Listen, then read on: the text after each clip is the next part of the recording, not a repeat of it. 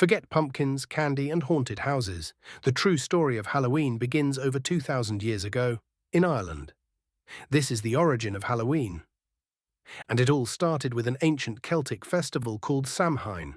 Long before Christianity, the Celts marked the end of the harvest and the beginning of winter with Samhain, celebrated on the night of October 31st. To them, this was not just a seasonal shift, it was a sacred time when the veil between the worlds of the living and the dead grew thin. It was believed that during Samhain, spirits could return, both beloved ancestors and unfriendly beings. To protect themselves, people lit bonfires, wore animal skins or masks, and left offerings of food to appease the wandering souls. It wasn't about fear, it was about respect, about remembering the dead and surviving the darkness to come. Samhain was also the Celtic New Year, the beginning of a darker half of the year. It was a moment of transition, a moment of deep spiritual reflection.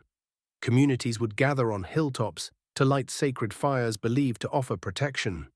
People would extinguish their hearth fires and relight them from the communal flame. This act symbolized unity and survival. Samhain wasn't just Irish, it was pan-Celtic, celebrated in parts of Scotland, Wales, and Brittany. But in Ireland, its heart beat strongest, and through Ireland it would be preserved. So how did this ancient festival become Halloween as we know it? When Christianity spread to Ireland, the Church tried to replace Samhain with All Saints' Day on November 1st. But the Celts didn't let go of their traditions so easily. The festivals blended. The old gods were recast as saints or demons. Bonfires and masks became part of Christian observance. Samhain became All Hallows Eve, the night before All Saints' Day. And eventually, Halloween. Fast forward to the 19th century, Ireland was reeling from the Great Famine. Over 1 million people fled, many to America, and they brought their traditions with them. That's where Halloween began to change.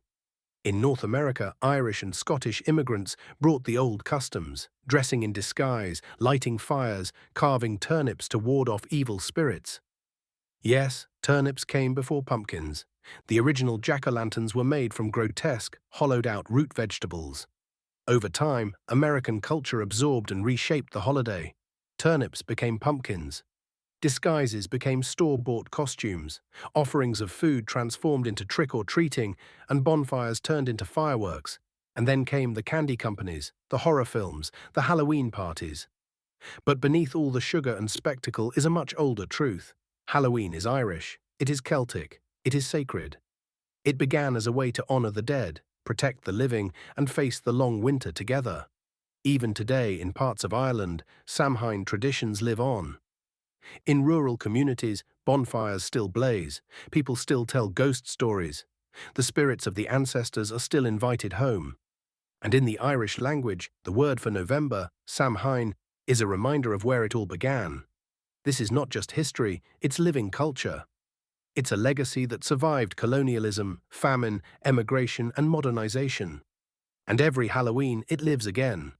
So this year, when you carve a pumpkin, or tell a ghost story, or light a candle, know that you're part of a 2,000-year-old Irish tradition.